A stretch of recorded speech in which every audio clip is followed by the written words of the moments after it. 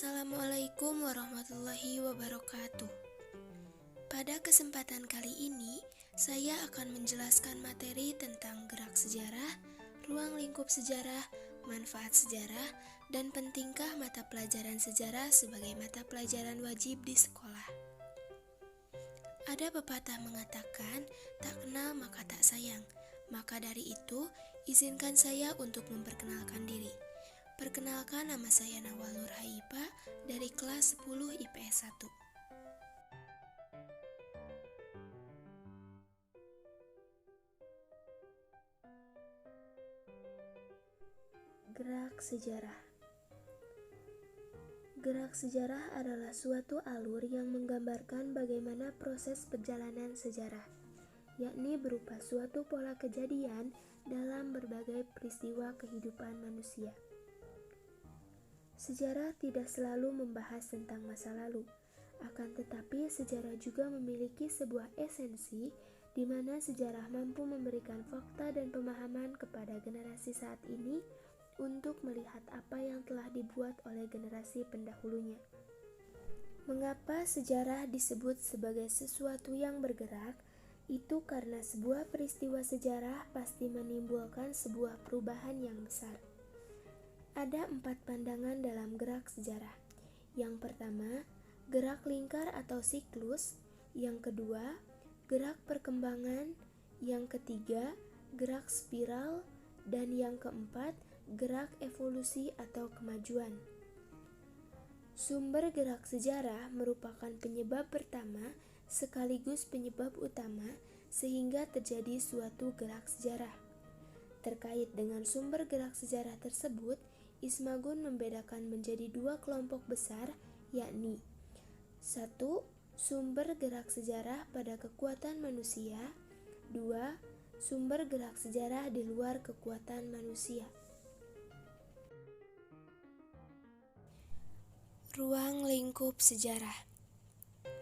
Secara umum, ruang lingkup sejarah dibagi menjadi 4, yaitu sejarah sebagai peristiwa, sejarah sebagai ilmu, sejarah sebagai kisah, dan sejarah sebagai seni. 1. Sejarah sebagai peristiwa. Pengertian sejarah sebagai peristiwa secara umum yaitu mengenai peristiwa yang telah terjadi dan peristiwa itu benar-benar ada.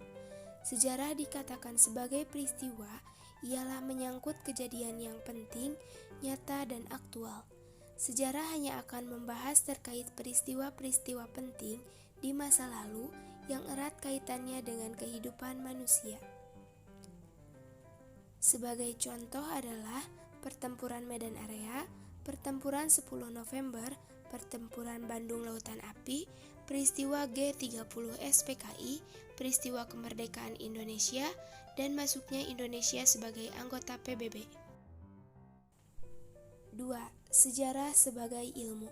Sejarah sebagai ilmu memiliki arti bahwa sejarah merupakan pengetahuan tentang peristiwa yang terjadi di masa lalu, kemudian disusun secara sistematis dan memiliki metode pengkajian ilmiah yang digunakan untuk mendapatkan suatu kebenaran. Sebagai contoh adalah mempelajari sejarah di sekolah dapat mengetahui dan memahami peristiwa masa lampau secara edukatif. 3. Sejarah sebagai kisah. Sejarah dikatakan sebagai kisah karena sejarah adalah kejadian-kejadian pada masa lalu yang kemudian dibangun kembali. Kejadian-kejadian itu kemudian disusun secara ilmiah berdasarkan fakta-fakta pada masa tersebut. Sebagai contoh adalah Kisah Ken Arok dengan setting sejarah Singosari. 2. Kisah Ratu Kidul dengan setting sejarah Kerajaan Mataram, Yogyakarta. 4. Sejarah sebagai seni. Sejarah sebagai seni secara umum yaitu mengenai sejarah yang ditulis dan diceritakan kembali sesuai fakta namun bersifat seni. Sejarah bisa dikategorikan sebagai seni karena perlu intuisi, imajinasi, emosi, gaya bahasa yang termasuk sebagai karya seni dalam melukis sejarah supaya menjadi menarik. Tetapi sejarah tidak benar-benar seni secara mutlak karena dalam proses penelitiannya dilakukan secara ilmiah. Sebagai contoh adalah seni pahat di candi-candi, ukiran-ukiran relief di candi, patung-patung di candi, wayang kulit, ondel-ondel, dan tarian-tarian daerah. Manfaat mempelajari sejarah. Yang pertama, membuka pandangan kita lebih luas terhadap dunia. Yang kedua, sejarah sebagai sumber inspirasi. Yang ketiga, melatih diri menjadi lebih kritis terhadap sesuatu.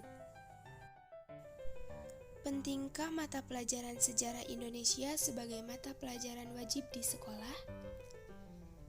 Ada sebagian orang yang bosan dan tidak menyukai pelajaran sejarah.